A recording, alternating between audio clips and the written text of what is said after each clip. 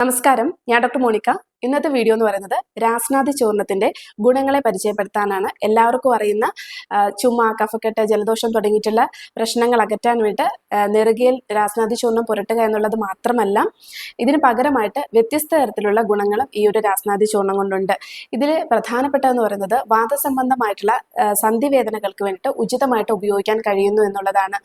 അതിന് കാരണം പറയുന്നത് ഇതിൽ അടങ്ങിയിട്ടുള്ള ചേരുവകൾ തന്നെയാണ്. ചുക്ക്, വയമ്പ്, കുറുന്തോട്ടി, രാമച്ചം മുതലായിട്ടുള്ള ഒരുപാട് തരത്തിലുള്ള ഔഷധക്കൂട്ടുകൾ തന്നെ ഇവയിൽ അടങ്ങിയിട്ടുണ്ട്.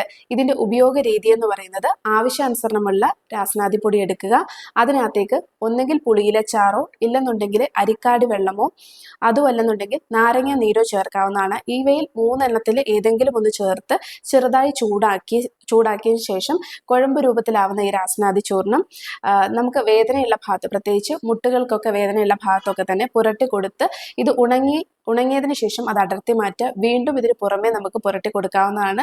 ഇങ്ങനെ ദിവസത്തിൽ 4-5 തവണ വേദനയുള്ള ഭാഗത്ത് പുരട്ടി കൊടുക്കുന്നതിലൂടെ വേദന, അതുപോലെ നീർക്കെട്ട് മുതലായിട്ടുള്ള പ്രശ്നങ്ങൾ കുറഞ്ഞു കിട്ടാൻ സഹായിക്കുന്നതാണ്. മറ്റൊന്നെന്ന് പറയുന്നത് തലവേദനയുടെ പ്രശ്നമാണ്. അതായത് നമുക്ക് തലവേദന, മൂക്കടപ്പ് തുടങ്ങിയിട്ടുള്ള പ്രശ്നങ്ങൾ, സൈനസൈറ്റിസിന്റെ പ്രശ്നങ്ങളൊക്കെ വരുന്നവർക്ക് കവിളുകളിലും അതുപോലെ നെറ്റിയുടെ ഭാഗത്തും നാരങ്ങ നീര് ചേർത്ത്, ഈ രാസ്നാദിപ്പൊടി നാരങ്ങ നീരിൽ ചേർത്ത് ചെറുതായി ചൂടാക്കിയിട്ട് ആ ഒരു ഭാഗത്ത് ലേപനം പോലെ പുരട്ടുന്നതും ആ ഭാഗത്തുള്ള തലവേദന പെട്ടെന്ന് തന്നെ അകറ്റാൻ വേണ്ടി സഹായിക്കുന്നതാണ്. മറ്റൊന്ന് പല്ലുവേദന അകറ്റാൻ വേണ്ടി ഇത് വളരെ ഗുണപ്രദമായിട്ട് ഉപയോഗിക്കാം എന്നുള്ളതാണ്. അതിന് ആവശ്യാനുസരണമുള്ള രാസ്നാദിപ്പൊടി എടുക്കുക, അതിനകത്തേക്ക് ചെറിയ അളവായിട്ടുള്ള മോര് ചേർത്തിട്ട് കവിൾ കൊള്ളുകയോ ഇല്ലെന്നുണ്ടെങ്കിൽ ആ ഒരു മോണയുടെ ഭാഗത്തോ പല്ലിന്റെ ഭാഗത്തോ ഇവ പുരട്ടി കൊടുക്കുന്നതും ഏറെ ഗുണകരമാണ്. ഈ സാധാരണ ജലദോഷ പനി വരുന്ന സമയത്തോ മൂക്കടപ്പ് തുടങ്ങിയിട്ടുള്ള ബുദ്ധിമുട്ടുകൾ വരുമ്പോൾ ആവി പിടിക്കാറുണ്ടാവും.